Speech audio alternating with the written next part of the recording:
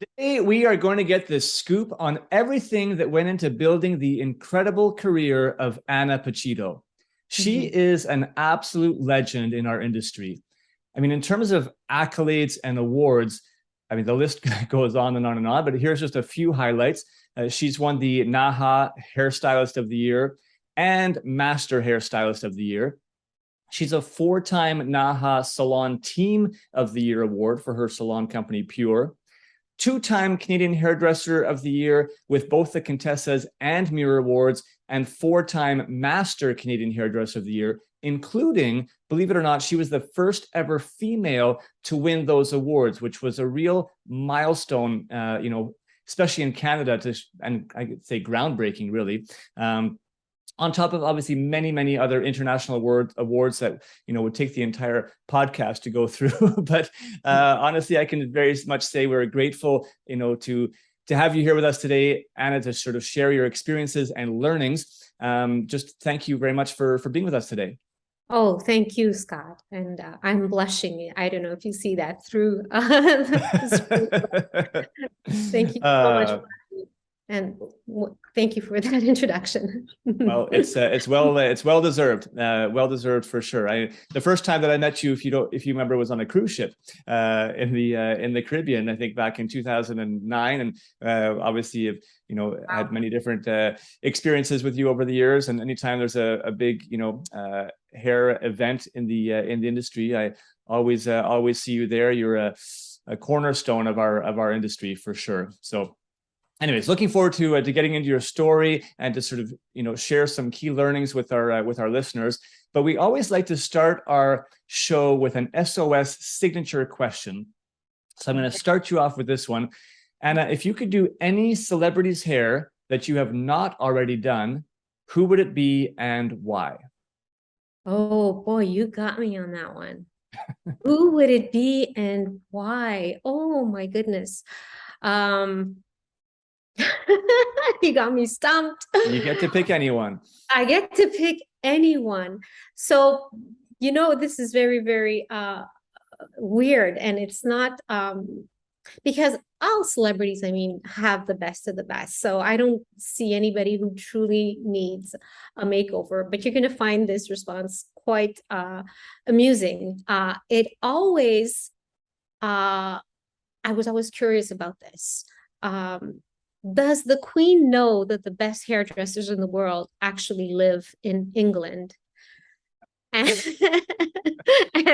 why? And this is no disrespect to whoever her hairdresser is. And this, goes back at the very beginning of my career, is I have so much admiration for all of these English hairdressers. And why did the Queen never got a real modern up-to-date hairdo? And I don't know if I would love that do it now, but because anybody that we know obviously have amazing hairdressers that take care and of other them. members of the royal family. Kate Middleton, pretty spectacular hair. But I know celebrities in general don't really need my help. I can't think of anybody right now. Maybe in a couple of hours I'll say, you know what, I know whose hair I'd love to do. But the Queen is a great answer. Not for anything else. It's just that her hairstyle was always seemed always a little dated to me, and I just wondered always if she knew that the best hairdresser in the world were there, and they could certainly help her out a little bit. Nice. Well, if you had that opportunity, I'm sure you would also get a lot of inside scoops on life in the royal family, which could be fun also. So yeah. Anyways, Anna, one of the things that has really impressed me about you is the number of different roles that you play. I know you're a mom first and foremost. You're a salon owner to 8 salons currently. I know you've been involved in a large chain, upwards of 50 salons with your dad. One of those is arguably the biggest and most popular salon in all of Montreal, Pure. But you're also an artistic director, for Intercoiffure America Canada. You're an international platform artist and educator. You are a school owner. You own 2 academies. And you also are co-owner of a distributorship. I mean, you kind of run the gamut, and I wonder if you might secretly also be part of the Canada bobsled team or something. We just don't know about it because you seem to do a little bit of everything. And I'm curious to know, and hopefully our listeners are curious, of all these roles, which one are you the most passionate about? Oh, wow. I really love teaching, I would say. And yeah, I would say that would be probably tied with Pure. Pure is my baby, mine and Danielle Benoit. I love shooting, so it's a hard one, but definitely I would say to be on stage and to share my passion with my colleagues, I think would be number one. Yeah, Nice. let's Nice. say that. Yes. Final answer. Yeah. Well, we're going to learn a little bit about your experiences in several of these roles, but first, Anna, I think it'd be great to sort of share with our listeners a little bit more about your roots. Can you just maybe just tell us how you got into the beauty industry in the first place? Just a quick origin story. Who were you? Where were you? And what was the trigger to get you into this beautiful industry? I've been in the industry forever. My dad was a barber. He owned barbershops and then slowly started to get, salons for women as well. And I was in school, and my dad's dream was for me to take over or to help him out in the business. And I was dead set against it. Yeah, and Of course. there was no way he was going to get me to do that. And it was, I used to go to Italy every summer. And 1 year I wanted to stay longer. 2 months was not enough. So I decided, you know what, and I was in college at the time. And so I called my dad up after the 2-month vacation was almost over, and I said, Dad, that idea of yours, of me becoming a hairdresser, well, what if I take my first hairdressing course here in Italy? And his answer was, what's his name? And it wasn't. I just wanted to stay longer in Italy. And I did stay. I took my hairdressing course. And when it was time for me to come back, he had a chair ready for me in one of his salons. And so I continued going to university in this, by then it was business administration classes that I took at night at Concordia University, and worked in one of his salons. And then, the salary started was interesting. I saw the potential and realized, what, let me give this a try. And that's how it started. I was dead set against it at the beginning. It's a common story that we hear, where it's sort of in the family, and usually it's the last thing that the child wants is to go into the family business, but somehow, some way, it often tends to happen. But it's obviously worked out pretty well for you. So I'm sure that your dad is pretty proud of how you've progressed over the years. Dad knew better. Fair enough.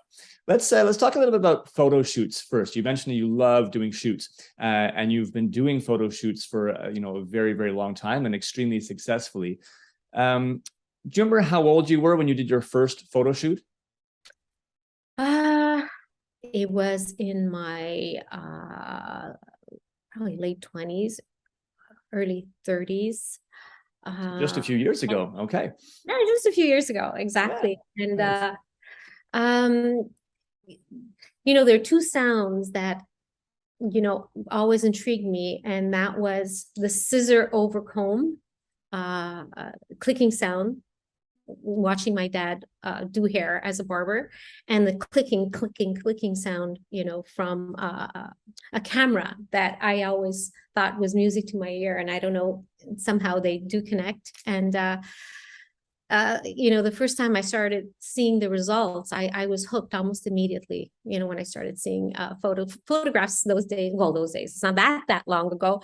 Yeah. You didn't get to see the immediate result except on a Polaroid, and I was always so anxious to see the results, and was blown away by that. And I was hooked almost immediately after my Nice. first photo shoot. Yeah. Why do you feel like photo shoots and entering competitions specifically has been important for you? I saw immediate results in the salon numbers, because at the beginning, the only reason I really started doing that is because I was looking for a way to bring up the numbers in my dad's salons. And once I saw the immediate results after winning a Quebec Stylist of the Year of how much it affected the business, that kept me going. And then, the thrill of that incredible high that you get when you win. Yeah. And it's only later that you realize that it's really part of the journey. It's how it changes you as a hairdresser, all of the research that goes into it, all of how much you want to polish up your work to do better in your next shoot for the next award. So the value of that is way more important than the actual award. They go hand in hand, really. And it really does affect your business, and it really does attract the best hairdressers towards your business. And I give a lot of credit to all of these awards for the success that we've had. So is it important? Absolutely. Very, very important. Yeah, one, it seems you just kind of mentioned two things. One, the business, I'm sure it brings a lot to the business, personally, for the actual stylist who is, successful and winning some of these awards. But like you said, and for the salon as a whole, but to recruit new stylists to come and work for you, if your salon is known for, winning all these awards, it becomes kind of a magnet where people just kind of want to come and work in that environment, right? So not only are you gaining new clients, but you're also gaining new stylists coming towards you, correct? Yeah, absolutely. And the fact that you wear a title, a client sits on your chair and she says, "So you are Canadian Hairdresser of the Year?" She says it all. That means you better show me. Yeah. The expectations have just kind of gone up a little bit, right? And then the same goes for, "So you are Canadian Salon of the Year," or "This is North American Salon of the Year," so many times running. You better, you better perform. You cannot wear a title and think it means nothing. Expectations are extremely high, higher than they would be, in a salon that doesn't wear that title. So you better perform, and you better show, who you are servicing, that yes, it means something, and yes, we do perform, and these are the results. So it keeps you always, wanting to perfect your game and polish yourself up so that you can wear that title. Yeah, and it pushes everybody to kind of deliver that top notch service, top notch results. I love that. So do you feel that this is something that competing in photo shoots, is that something you recommend to the new generation of stylists today still? Absolutely. There's no doubt that you should continue. It's just a target that you have. You want to achieve it, and the whole journey, the whole research, and everything that you do to get there just ups your game. You become a better stylist, and when you become a better stylist, obviously you gain clients, and you become more aware of excellence, and you better perform. So I strongly recommend. It's certainly something that worked for us in a very way, so and that's how we got there. So yeah, absolutely, I could make commercials on it. I think it's very, very important. Let's do one right now and give some practical advice. What would be your top tips for a successful photo shoot that you can share with stylists out there today? So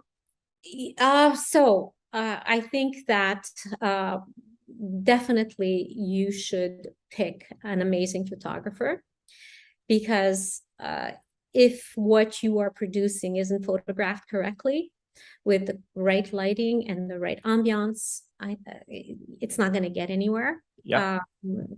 The right team, great makeup artist and stylist and good models. Don't think that your pretty cousin, I mean, it's okay. You can definitely showcase that on, on social media, because nowadays we also want to see real people. Yeah. But if your aim is to win an award, the competition is so ferocious that you have to give everything 200%. Now, a lot of people are going to say, well, you know what, I can't afford that. There are different ways to go about it. Certainly, if you connect with a good hair photographer, because not everybody photographs hair correctly and beauty correctly, you can exchange services with maybe a photographer who would like you to come in and do, let's say, hair for free on other shoots for him or her, and he can in turn maybe shoot a few photos for you. So there are ways you can go about, and you don't have to spend a heck of a lot of money on it. You can get around that, and I've done a lot of that as well, right? But definitely I would say that a good photographer, and especially I can think of one in particular, was one of my mentors early on, because I learned so much about lighting, about how the camera sees an image. So very, very important. That's actually a great tip right there, because somebody who is a great hair and beauty photographer will have had lots of experience and will be able to provide a younger stylist who's maybe just sort of starting out or in the early stages of doing photo shoots and whatnot, will actually learn a lot from the photographer at the same time. So there's a great kind of mutual I guess benefit that can happen there. Yeah. And it has to be somebody who's tough on you a little bit. And especially when I started, there was no such thing as Photoshop. Yeah. Hair had to look absolutely impeccable, terrific. From the get-go, there was no there was no digital touch-ups and smudging this and filters and all of that. I mean, there was some stuff that they could do, but nothing. If the hair was bad, it was bad. If the shape was wrong, it was wrong. If the profile was wrong, it was wrong. And to have somebody who was very, at that time, brutally honest with me, I'm not shooting this. This is really not. And he would use certain words that I will not repeat. I will not shoot this. You redo that. And so you had to learn the hard way. And that was certainly helpful. Amazing. Okay, so some great tips. You got to surround yourself with the right team, great photographer who specializes in hair and beauty. You have to get a great model, and you need to have, a great team, like you said, makeup artist, other stylists that are going to help you kind of put things together. So, hot tips straight from Anna. Now, Anna, you mentioned you started, a while ago. You won your very first award, from what I've seen, in 1994, a gold medal at a live hair show in New York City. Yeah, IBS at the Jacob Javits Center. Nice. Yeah. And that's 1994. You just won also most recently the 2021 IBIA award for the, I think, third year running. How do you not only sustain your level, right, as a top artist, but also reinvent yourself, right, continuously to stay relevant to the new generation of stylists, stay relevant to the changing styles and trends in the industry? You have to be informed. You have to be on top of things. I know that my daughter keeps me up to date, and she says that, mommy, no, that's not in. You have to switch your focus. Less perms, mom. No. Yeah, well, And you have to stay relevant. You have to research. And it's easier than ever, I think, today, because social media is so in your face. And Yeah. yeah. And you know what? I see a lot of people kind of say, oh no, I don't like it. So if I don't, it's happening now and I don't like it, I will not adhere to it. But you have to, to stay relevant, you have to absolutely do your research, and whether you like it or not, focus on what is happening right now. It's extremely important. Do your research and believe it, and grasp it and make it your own. And yeah, make it your own if you don't particularly like a certain style, but you have to absolutely be influenced by what is happening. Yeah. So essentially it's like keep learning, right? Like you have to keep learning, keep staying up to date, and sort of teaching yourself. You can't just kind of rest on what you've known in the past and just think that that's going to, lead you to success for the next, 10, 15 years. We're continually evolving, right? As people, as an industry, and you've got to stay on top of that. 100%. Absolutely. Very, very important. Yeah. Nice. Mm-hmm. Now, based on all the accolades, that I sort of described, I believe it would be fair that most people would probably look at your career accomplishments and consider you to be very successful. But that would obviously be a very high bar to set as a measure of success for, everybody coming into the industry. So how would you define what success should look like for service providers and salon owners in today's world? You have to set goals for yourself, and it's one at a time. You achieve the first goal, and then you set your bar a little higher, and then you set your bar higher than that. But to have a goal and a target is extremely important. You have to strive for what you really want and what you believe in. And if I remember the very first time I went to the ABA in Montreal, and there was a very talented hairstylist at the time, and she had just won an award. And to me, my life goal was just that. I just want to win one trophy, and I will be super happy and very accomplished. And I said, that's all I need to do, is that one award. And of course, as you know, it's once you get started, it's for some people, it's never enough.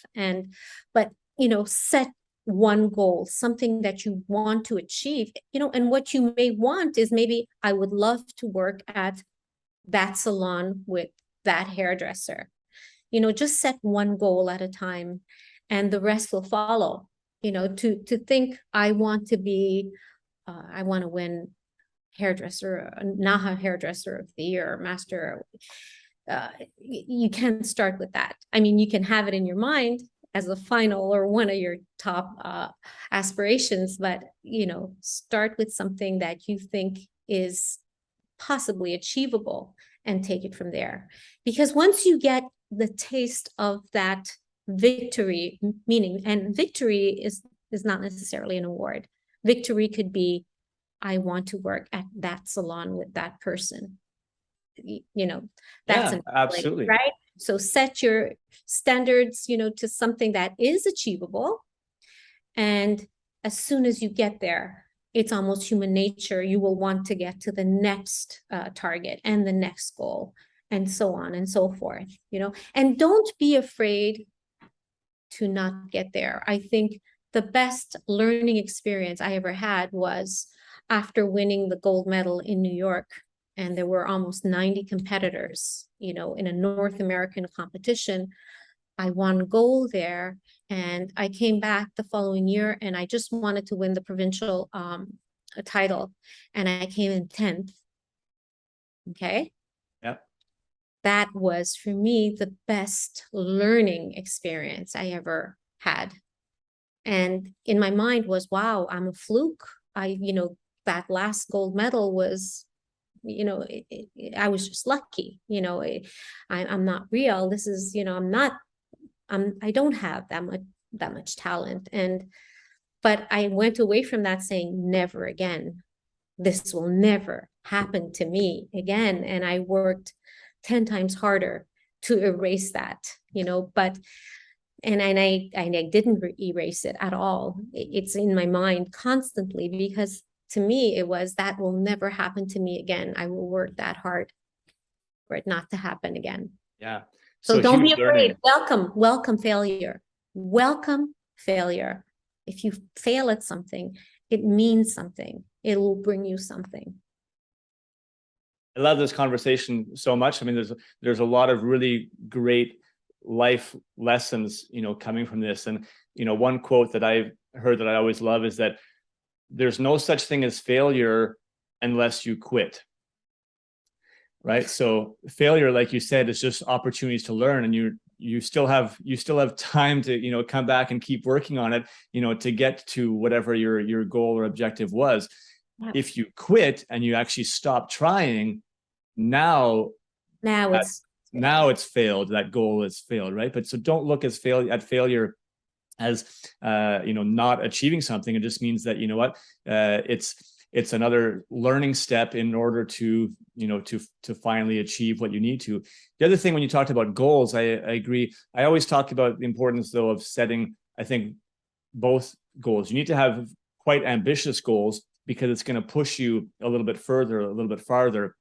Mm-hmm. And, the analogy is, if you set your goal only to be, at the top of the house, then you're never going to be, you won't be getting to the top of the mountain, right? But if you set your goal, to get to the moon, then you might accidentally find yourself at one point at the top of the mountain, and be like, wow, because you've been, sort of pushing yourself further. So I think having like really great ambition is helpful, but at the same token, what you were talking about, you also have to have realistic goals in place, and you're kind of doing it step by step, so that you can, I think it's nice to feel little wins and successes along the way, and not just feel that you only have one goal, which is getting to the moon. And if you haven't gotten there, then you're not satisfied or fulfilled. Yeah, because you obviously need all of the elements to get to the moon. And if you want to get to the moon and have no rocket ship, you won't get there. So, so you need, I need to get myself a rocket ship, so that I can get to the moon. So, that's how, because, it all depends. I think it has to do with the way you are, your character, and you have to be realistic. And, for some people, they set their mind on the moon. But when it seems totally unattainable, you have to get to that in small steps, and small steps are good as well. Yeah. They could be giant steps depending on, so many factors, but definitely set goals that are attainable, and some that seem unattainable. And I've been more than blessed in life, because I never even thought one of those targets was achievable. So and here you are. And I can say, for me, it's a little bit easier because of my name to get to the moon, but that's just that's a whole other thing. Yeah. Okay. Let's look at, so if we're talking about goals and what people sort of define as success, what do you see as one of the biggest challenges that is holding a lot of salon professionals back from achieving that success today? So you're asking me in a time where we're not very sure of the future, right? Fair enough. Yeah. Yeah. Probably my answer in 2019 would have been different, but what holds you back is yourself. Like I said, you probably should ask me in about 6 months. I've been having different conversations with different people, and everything seems to be more short term, because we're not 100% sure of our future. But you have to continue to be optimistic, and think that everything that we're experiencing right now is temporary, maybe longer than we thought. But certainly this has been a learning experience for me, and that's how I take it. And the future is better than it is right now, and to never lose hope, to always think this is temporary and I will get there as soon as all of this fog sweeps away from me. And yeah, and to think we're not going through this alone, right? Yeah, I think that's a really, really important thing to remember, is that, if you feel like you're in your own bubble and you're not achieving the results that you were looking for, whether you're a stylist or a makeup artist, or you're a new salon owner, or an experienced salon owner, but things are not advancing the way that you want to. Sometimes it's easy to feel like you're in a bubble, but there are so many resources and so much support out there around us if we look for it. I think sometimes we need to shift the perspective a little bit, to, like you say, we're the ones that are holding us back because we just sometimes stay very narrow focused, but everybody out there wants to help, right? Wants to help us, whether that's, on the personal side with, friends and family, but on the professional side, there's so many resources, so many educators, so many, companies out there, whether it's your distributor partners or whoever it might be, that are absolutely, in your corner, trying to be there with support. So I think you need to not be afraid to reach out, and ask for that support. Something that happened during this last period is that I connected more with other salon owners, and any support that I can get, more than ever. We tend, as hairdressers in this beauty industry, sometimes we tend to kind of focus and to not want to ask for help. I can do this on my own. And I connected with many salon owners and anybody that I can speak to, just to see how you doing, what are you doing, what is working for you. And you'd be very surprised how much others are willing to share with you, because they also want your point of view. And so the sharing of ideas, and to know that, oh, okay, he's doing it, she's doing it this way, he's doing it that way, and okay, I'm not alone, and you know what, maybe I'm going to try that. And then you become generous in turn and give up, your perspective and ideas on things, and to share with others is definitely a way to advance. Absolutely, it's a great point. I mean, yeah, one of the main reasons that we produce this podcast is to be able to share experiences, share stories, have discussions that hopefully will touch one individual the right way, and maybe spark an idea or spark a different way of doing things. So again, anyone out there listening, if you have thoughts, comments about what we're talking about, feel free, please, to sort of share that with us in comments, send us messages. And also, it would be amazing to just share this podcast with one other person in the industry that you feel could benefit from this conversation, where it might just hit them at the right time. Anna, in their continued sort of vein here of trying to share input, share advice, I mean, every time that I see social media posts, from you or about you, you're in a different part of the world, right? You obviously have traveled a ton for your work, and I think to say that you're busy is an understatement. I'm extremely grateful that we were able to carve out some time today to do this call together. But how would you describe? I mean, a lot of people feel that they're busy just managing their own clientele and trying to figure out the schedule, and yet you have been working behind the chair, salon owner, international artist and educator, doing shows, overseeing and managing academies, being a co-owner and having to oversee a whole distributorship. How do you manage time, and do you have any tips or advice for others? You absolutely need to make time. Obviously, I'm lucky enough to very often almost all of the last trips that I've taken have been work related. So I was in Italy in June for a worldwide hair tour for Davines, and we did a show in front of 3,500 people. And obviously, I'm in Italy. I am going to extend my vacation and stay a little bit longer. So that helps an awful lot, right? But even before I was actually doing stage work, a lot of my trips were work related. The numerous times that I went to London to take classes at Sassoons or New York or wherever, I always extended a few days and took off from there. So you have to make time because you need a reward. At least once a year, you need a vacation, you need a reward, you need to, say time out.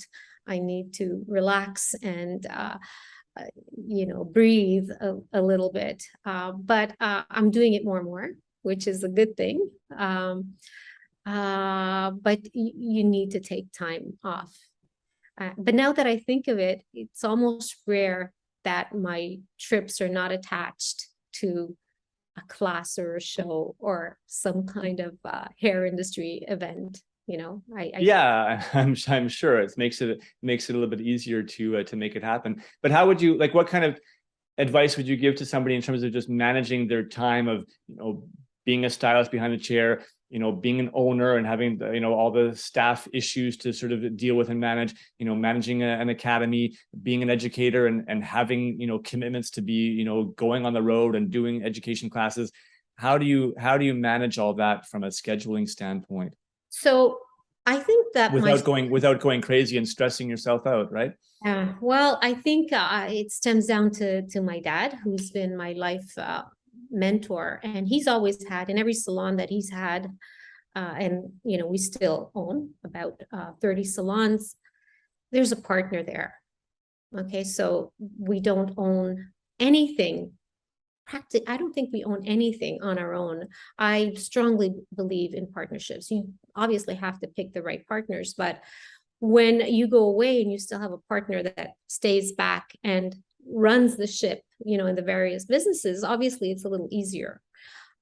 So, to try to do it in that way, I think takes some of the load off your shoulders and allows you the freedom and at least the, tranquility, at least of mind, to think, oh, okay, there's so-and-so, taking care of Pure while I'm away. And it has happened that both Danielle and I, regarding Pure, are away more or less in Parma just recently.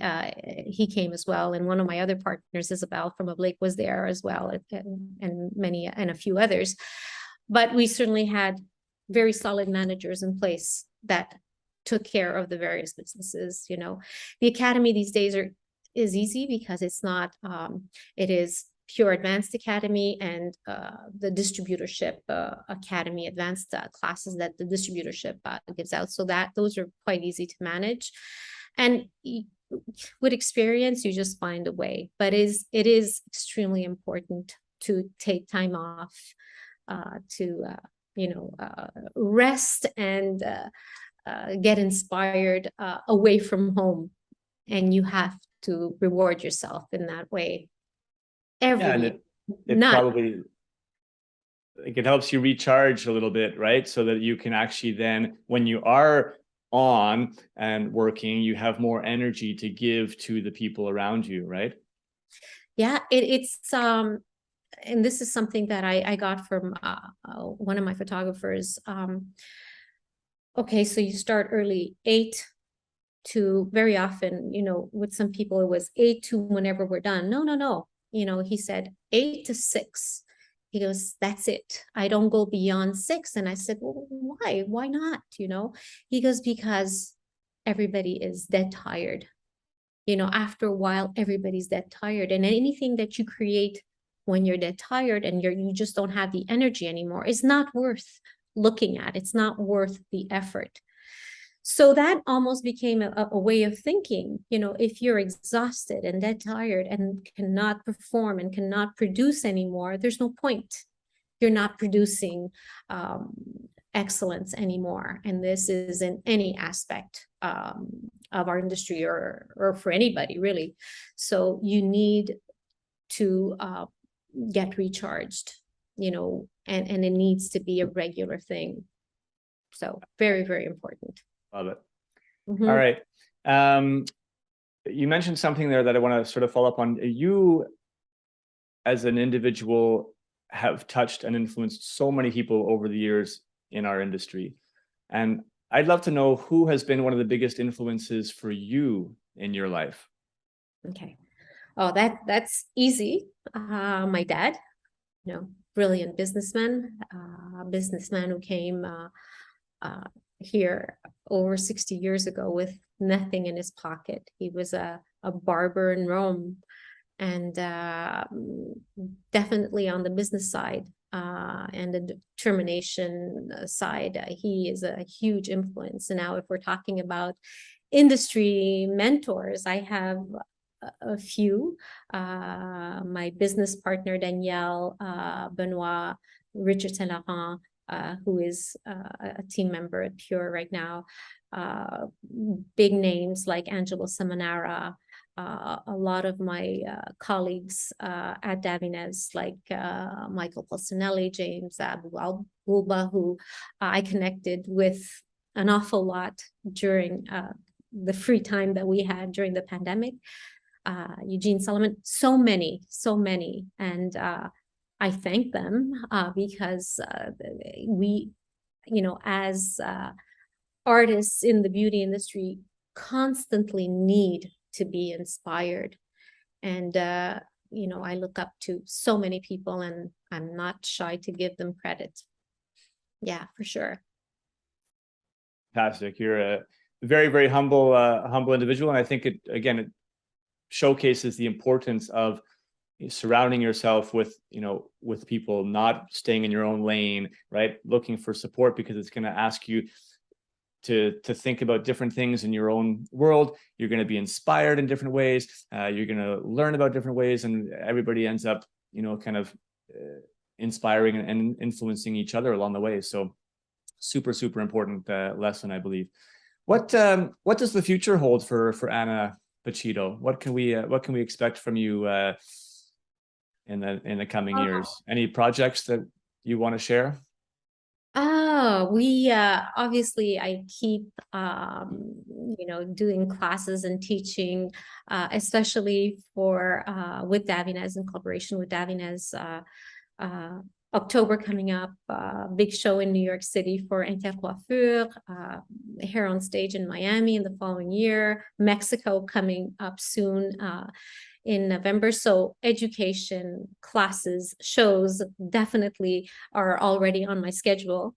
So that has to be, It's not stopping anytime soon. No, it's not stopping anytime soon. I have a shoot on Sunday, and I always said, try to keep Sunday free, but it's for somebody I really care about. So I have a shoot this coming Sunday.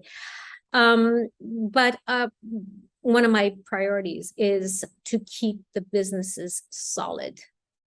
It's very important for the businesses to stay solid. So my focus is very business oriented right now. So I think numbers for pretty much everyone have gone down a little bit. Maybe Pure is a little more affected than some, because we are in the core of downtown, in the middle of all of the office buildings, and a lot of the office buildings are almost empty these days. Right. But we're doing well. But certainly the focus will be to keep our businesses solid and making them thrive and bringing those numbers up to what they were and then some. So there's a huge focus on that. So I will be very, very busy. And I have a new role that I have to mention, and this is on a personal note. I am a grandma now. Oh, wow. Congratulations. Yes, to the most adorable little boy who has taken up, who brings me so much joy. Andrea, who's going to be one very, very soon. So, so that's, and you know what? And I babysit at least a couple of days a week. So yeah, there's one more role, and one more role that's now a part of the mix. Yeah. I love it. Oh, well, that's fantastic. And ask a busy person, to do something, and they'll find the time.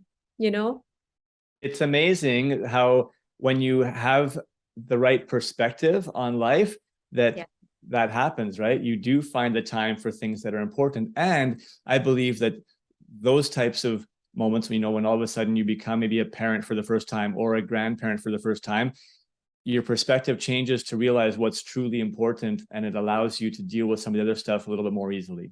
So anyways, the business challenges don't seem quite as important sometimes. So anyhow, we're going to close up our conversation. That's actually a great way to sort of wrap things up. This has been a super fun conversation. But we have one more signature question, as we always do at the end of our shows, Anna. So I'd like for you to share, what advice would you give to someone who's just starting their career in our industry today? One piece of advice. One piece of advice: look for the best salon in your area, and keep knocking at that door until they get you in and get noticed. Show them that you are there to learn, be determined, and get in there. And there is nothing that will, make you get to where you want to be if you are mentored by someone you admire. Keep knocking at the door until you get in. Love it. Great, great piece of advice. Keep knocking on that door. Eventually you're going to get in. So try. Love it. Anna, thank you again so much for your time, your incredible insights. I think your experiences are just so beneficial for everybody. I hope that our listeners have really gained a lot of interesting insights, information, gotten to know you a little bit better, and at the same time learn something. Everyone, please feel free to give a shout out to Anna. We'll have her contact information in the notes here if you want to reach out to her directly. But again, if you have additional comments, questions about the episode, the content, new insights, please feel free to share them with us so we can continue to foster a great community here of support in our industry. So with that, signing out. Thanks again, Anna. Thank you, Scott. Thank you for this. I really appreciate it. I'm very honored. Thank you. All right. Bye for now. Bye.